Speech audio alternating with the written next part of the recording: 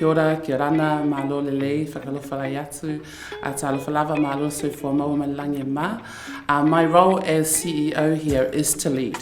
I lead a wonderful organisation, Otara Health, and we provide health promotions and social services to our community. Growing up in Otara, having a great family and strong Samoan heritage, that prepared me, and then my career, as I mentioned, for what was to come, but I didn't know that teaching was preparing me for a pandemic.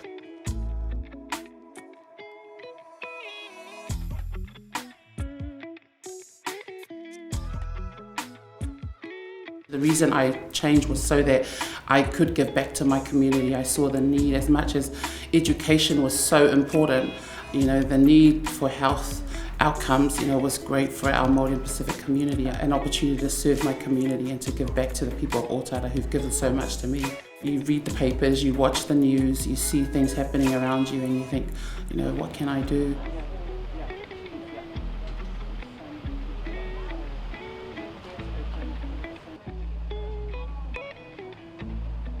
I think our community definitely have handled it really well, extremely well. We're a resilient people. We've been resourceful in trying to navigate these different services.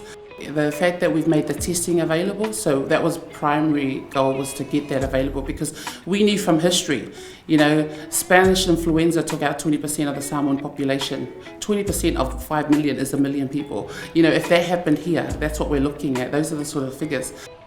And we knew our community were at risk, that we're vulnerable, so we did not, and growing up in a big family myself, we knew that we needed to get the testing done. So for us at Otara Health, we collaborated with South Seas, and so that's been really great to provide that for our families, and we have tested over 2,500 people, and and that's been really promising.